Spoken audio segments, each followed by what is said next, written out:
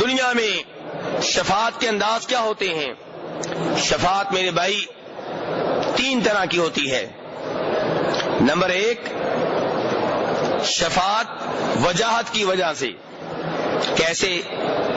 ایک بادشاہ ہے، اس نے قانون بنا رکھا ہے کہ جب کوئی چور پکڑا جائے گا اس کا ہاتھ کاٹ دیا جائے گا۔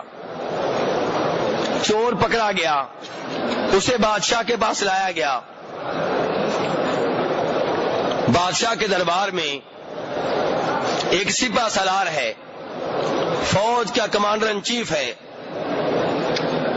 جب بادشاہ یہ آرڈر جاری کرتا ہے کہ چور کے ہاتھ کاٹے جائیں، وہ سپہ سالار کہتا ہے بادشاہ سلامت اس کو معاف کر دیں۔ بادشاہ سلامت اس کمانڈر ان چیف سپہ سالار کی بات ماننے پہ مجبور ہیں۔ کیوں؟ فوج کا سربراہ ہے، بات نہیں مانی جائے گی تو خطرہ ہے کہ بغاوت ہو سکتی ہے، میرا تختہ الٹا جا سکتا ہے، میری حکومت جا سکتی ہے، میں اپنی کرسی سے محروم ہو سکتا ہوں۔ یہاں پہ بادشاہ اس کی بات ماننے پہ کیوں مجبور ہے؟ کہ اس سے خطرہ ہے۔ اس کو کہتے ہیں شفاعت وجاہت۔ دنیا میں شفاعت چلتی ہے یہ،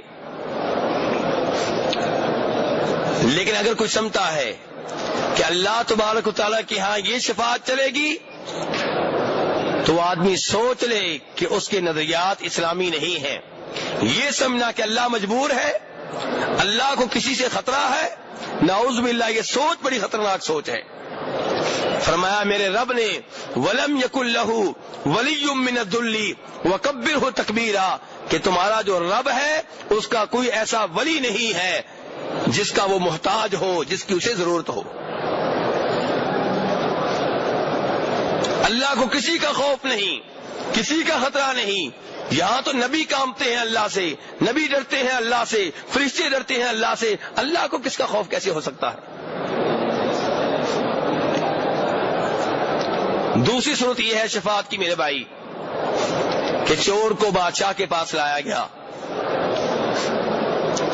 بادشاہ نے آرڈر جاری کیا کہ میرے قانون کے مطابق اس کا ہاتھ کاٹ دیا جائے، اور اس بار سپہ سالار تو نہیں بولتا لیکن بیگم بولتی ہے بادشاہ کی، لاڈلی بیگم، یا اس کی بیٹی بولتی ہے شہزادی، یا بیٹا بولتا ہے شہزادہ کہ بادشاہ سلامت اس کو معاف کر دیا جائے۔ بادشاہ یہاں بھی بات ماننے پہ مجبور ہے، لیکن اس دفعہ ڈر نہیں ہے اسے، بیوی کا ڈر نہیں ہے، نہ بیٹی کا نہ بیٹے کا، لیکن اس دفعہ یہ ہے کہ کہیں یہ ناراض نہ ہو جائیں۔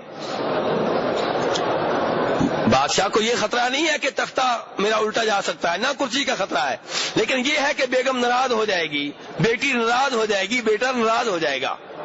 تو یہاں محبت کی وجہ سے بادشاہ شفاعت ماننے پہ مجبور ہے، اللہ کے ہاں یہ شفاعت بھی نہیں چلے گی۔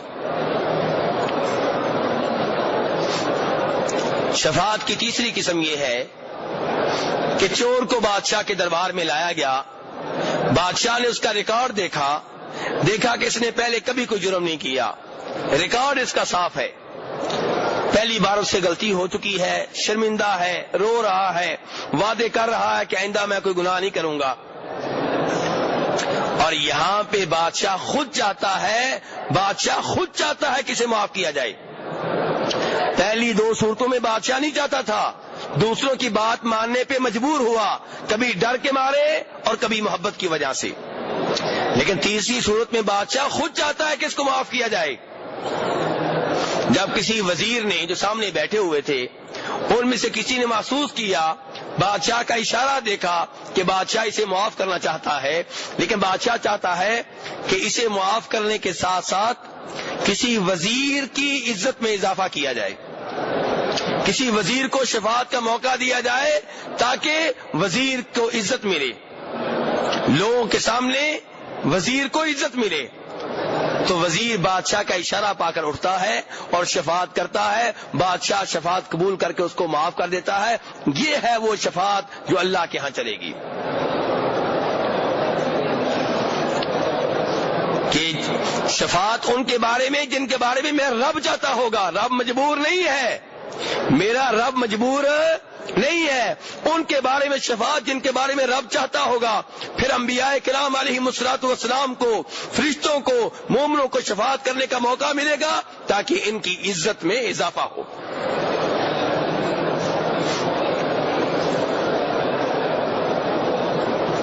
اگر کوئی سمجھتا ہے کہ اللہ کے یہاں کوئی اور شفاعت چلے گی تو ایسا نہیں ہے میرے بھائی. اللہ کے ہاں شفاعت کی 3 شرطیں ہیں، اور یہ قرآن پاک کی آیتوں اور حدیث کا خلاصہ بیان کر رہا ہوں آپ کے سامنے. وہ آیتیں آگے آئیں گی، وہ حدیث آگے آئیں گی. اللہ کے ہاں شفاعت کی 3 شرطیں ہیں. نمبر 1، شفاعت کرنے والا وہ ہو جس کو اللہ شفاعت کرنے کی اجازت دیں.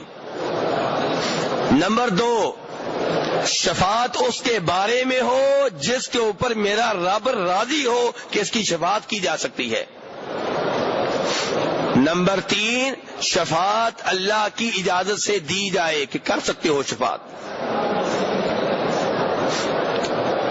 میرے وہ بھائی جن کا یہ نظریہ ہے کہ ہمارا پیر اڑ کر بیٹھ جائے گا، ضد لگا کے بیٹھ جائے گا، جنت میں جانے سے انکار کر دے گا، کہے گا جب تک میرے مریدوں کو جنت میں داخلہ نہیں ملتا میں نہیں جاؤں گا، وہ یہ خیال اپنے ذہنوں سے نکال دیں. وہ پہلے اپنے پیر کی فکر کریں کہ اسے داخلہ ملے گا کہ نہیں ملے گا.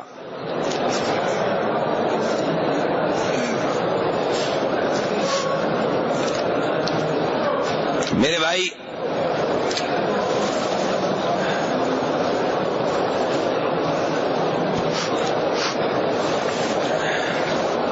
اللہ تبارک و تعالی قرآن پاک میں فرماتے ہیں، یہ آیات اب دھیان سے سنیے گا.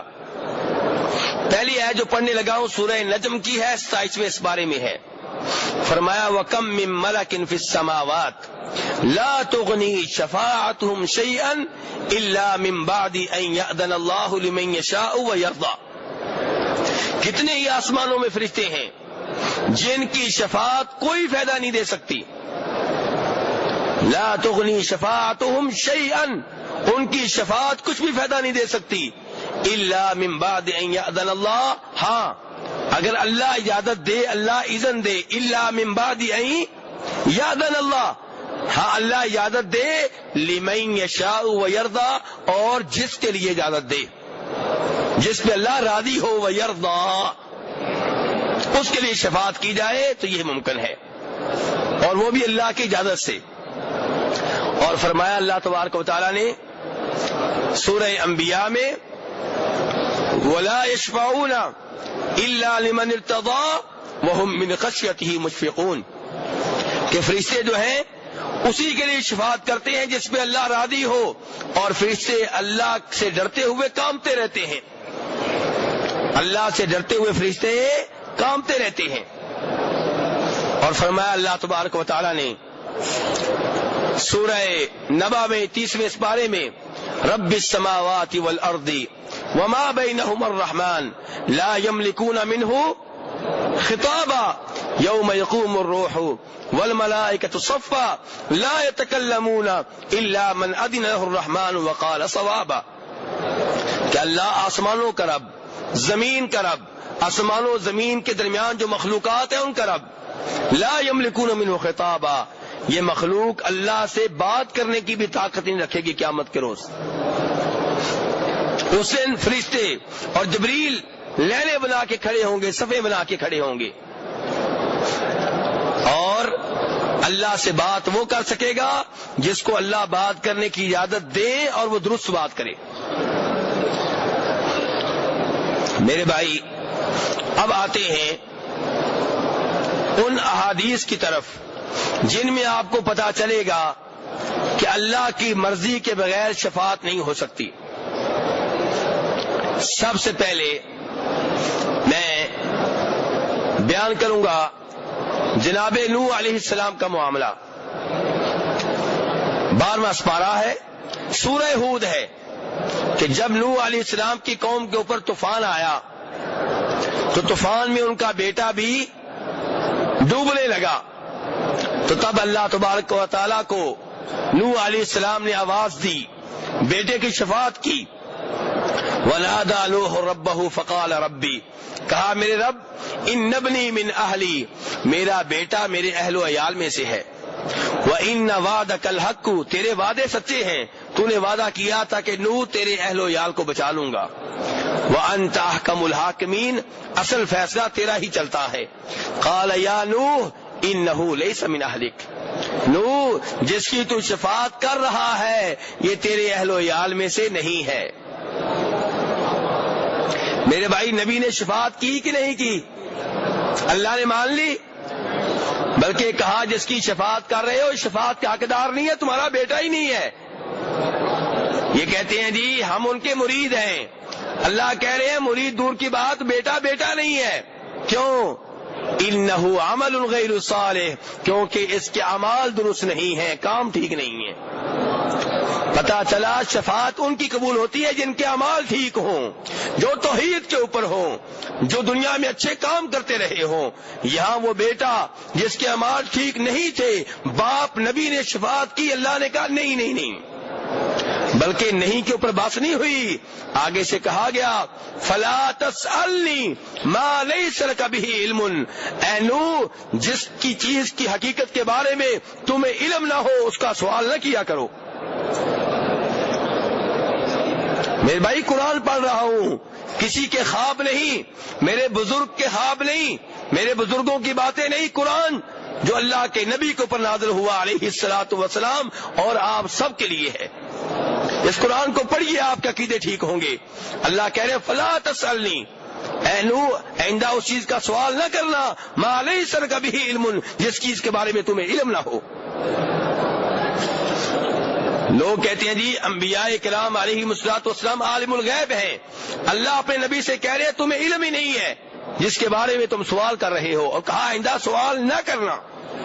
پہلی شفاعت قبول نہیں کی اور آئندہ شفاعت کے بارے میں کہہ دیا گیا جس کی حقیقت کے بارے میں ہو مت مانگو۔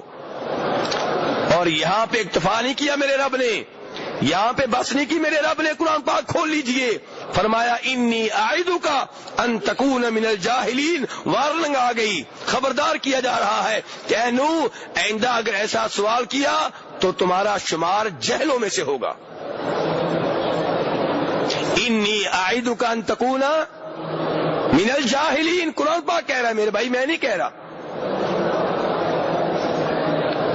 میرے بھائی وہ لوگ جو کہتے ہیں ہمارا پیر ہمارا بزرگ وہ اڑ کر بیٹھ جائے گا، وہ ایسی شفاعت کرے گا تو نعوذ باللہ اللہ تعالیٰ ماننے پہ مجبور ہو جائیں گے، وہ اگلی آیات سن لیں۔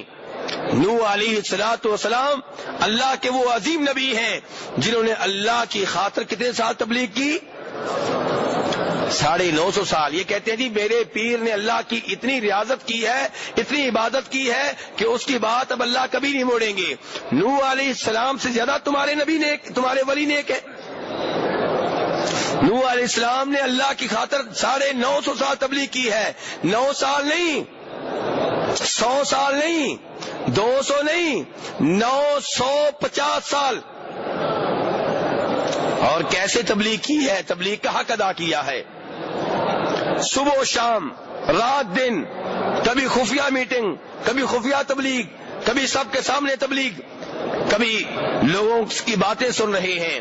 کوئی کہہ رہا ہے تمہارے ماننے والے ہمارے معاشرے کے وہ لوگ ہیں جن کی ہمارے معاشرے میں کوئی قیمت نہیں ہے، کمی قسم کے لوگ، نیچی برادری والے لوگ۔ اور کوئی کیا کہہ رہا ہے، کوئی کیا کہہ رہا ہے، اور وہ تبلیغ کرتے چلے جا رہے ہیں۔ اگر میرے بھائی وہ معاملات ہوتے جو لوگوں نے سوچے ہوئے ہیں تو نوح علیہ السلام آگے سے کہتے یا اللہ میں نے تیری خاطر، تیری توحید کی خاطر 950 سال لوگوں کی باتیں سنی، 950 سال صبح و شام میں تیری تبلیغ کرتا رہا، تیرا دین پہنچاتا رہا، لوگوں کو توحید کی دعوت دیتا رہا، اور تو میری ایک بات ماننے کے لیے تیار نہیں ہے۔ نہیں، نوح علیہ السلام جانتے تھے اللہ کا مقام کیا ہے، اللہ کی شان کیا ہے، وہ خالق ہے، میں مخلوق ہوں، وہ رب ہے، میں بندہ ہوں، اس لیے فوراً اللہ سے معافی مانگنی شروع کر دی۔ ربی انی اعوذ بک ان اسألک ما لیس لی بہ علم، یا اللہ میں تیری پناہ میں آتا ہوں، تو مجھے آئندہ بچا لے ایسا کام کرنے سے کہ میں تجھ سے ایسا سوال کروں جس کا مجھے علم ہی نہ ہو۔ آگے کہا وَإِلَّا تَغْفِرْ لِي وَتَرْحَمْنِي أَكُن مِّنَ الْخَاسِرِينَ، یا اللہ یہ جو شفاعت کر بیٹھا ہوں معاف کر دے۔ یہ کہتے ہیں ہمارے پیر کی بات نہ مانیں گی تو ناراض ہو جائیں گے۔ یا نوح علیہ السلام کہہ رہے ہیں یا اللہ جو شفاعت کر بیٹھا ہوں معاف کر دے، وَإِلَّا تَغْفِرْ لِي، اگر تو نے معاف نہ کیا، وَتَرْحَمْنِي، میرے اوپر ترس نہ کھایا، میرے اوپر مہربانی نہ کی، أَكُن مِّنَ الْخَاسِرِينَ، میں تو پھر گھاٹا پانے والوں میں سے ہو جاؤں گا۔